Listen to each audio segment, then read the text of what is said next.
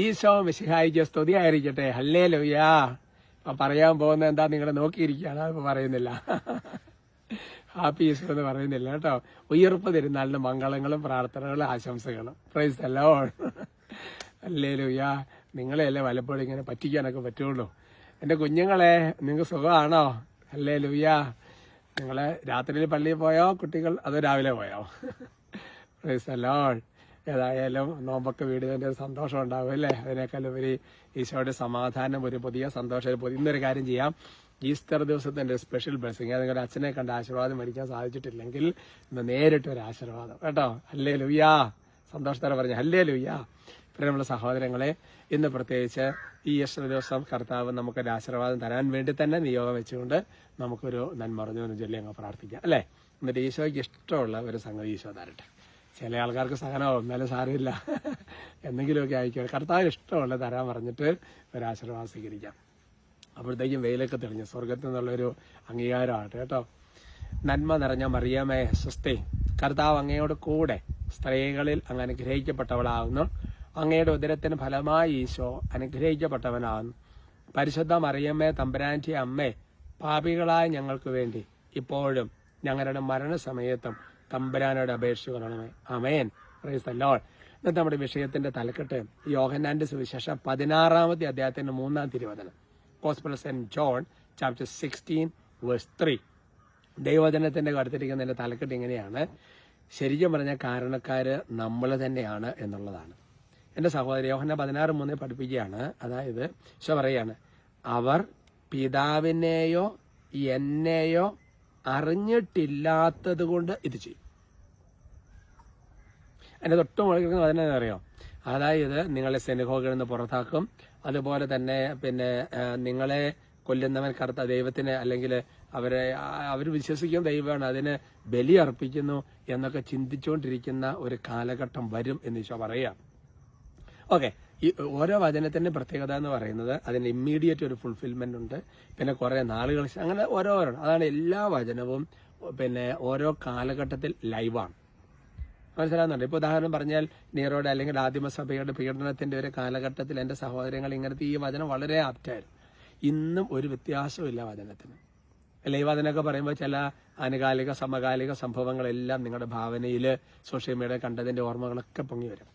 Okay, എന്തുകൊണ്ടാണ് ഈ മനുഷ്യർ ഇങ്ങനെ ചെയ്യാനുമായിട്ടുള്ള കാരണമെന്ന് പറയുന്നത്, അവർ പിതാവിനെ അറിഞ്ഞിട്ടില്ല, ഈശോനെ അറിഞ്ഞിട്ടില്ലാത്തതുകൊണ്ടാണ്. അതിനാരാ കാരണക്കാര് നമ്മൾ തന്നെ. കാരണക്കാരൻ നമ്മളാണ്. നിങ്ങൾ എന്ത് ചോദിക്കുക, ഉത്തിത വാർത്ത ശ്രവിച്ച ഉടനെ മക്കളെല്ലാം പറയും ഓടുകയാണ് അല്ലേ. എമ്മാവ ശിഷ്യന്മാര് തിരിച്ചോടുകയാണ് അല്ലേ. കണ്ടവര് ഓടി ഓടി സദ്വാർത്ത അറിയിക്കുക. ഈശോയുടെ ആഗമനത്തിലോ ചോദിക്കുന്നത് ബദലഹേമില്ല, ആട്ടടയന്മാർ ഓടുകയാണ് അല്ലേ. ചിന്തിച്ചു നോക്കിയേ. അപ്പം അതുകൊണ്ട് എൻ്റെ പ്രിയപ്പെട്ട സഹോദരങ്ങളെ, അങ്ങനെ ഈശോ അനുഭവം ലോകത്തിൽ കൊടുക്കാത്തത് കൊണ്ടാണ് നമ്മൾ പീഡിപ്പിക്കപ്പെടുന്നത്.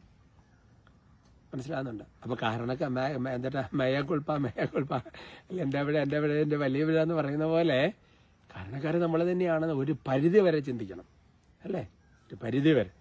അപ്പം അതുകൊണ്ട് അവിടെ നമുക്ക് പരാജയമാണ്. എൻ്റെ അടക്കം നമ്മുടെ ലൈഫ് വിറ്റ്നസിങ്ങിൻ്റെ നമ്മുടെ സാക്ഷ്യ ജീവിതത്തിന് കുറവുകൊണ്ട്.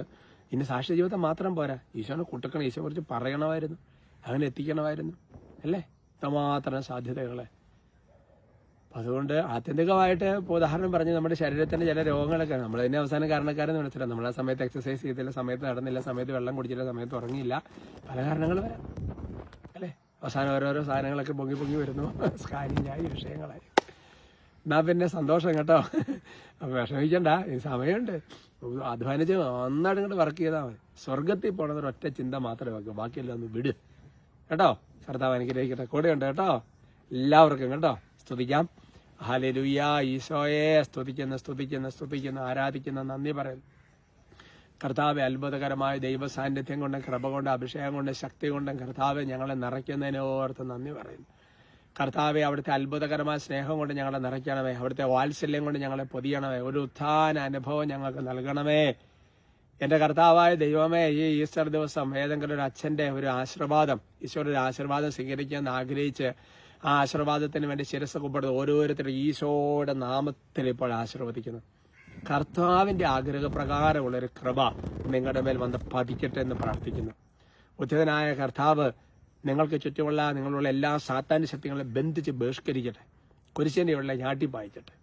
ഈ വർഷം മുഴുവൻ നിങ്ങൾക്ക് അനുഗ്രഹത്തിന്റെ വർഷമായി മാറട്ടെ കർത്താവ്. ഒരു പുതിയ തുടക്കമായി മാറട്ടെ കർത്താവ്.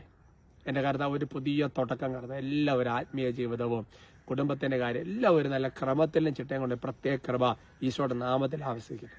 നിങ്ങളുടെ ഉദ്യമങ്ങളെ, നിങ്ങളുടെ പ്രാർത്ഥനാ നിയമങ്ങളെല്ലാം മനസ്സിൽ കാണുന്നു. നല്ലത് മാത്രം സംഭവിക്കട്ടെ. ആശീർവാദം സ്വീകരിക്കാം. നമ്മുടെ കർത്താവ് ഈശോ മിശിഹായുടെ കൃപയും പിതാവായ ദൈവത്തിന്റെ സ്നേഹവും പരിശുദ്ധാത്മാവിന്റെ സഹവാസവും നമ്മെല്ലാവരോടും കൂടി ഉണ്ടായിരിക്കട്ടെ, ഇപ്പോഴും എപ്പോഴും എന്നേക്കും. ആമേൻ.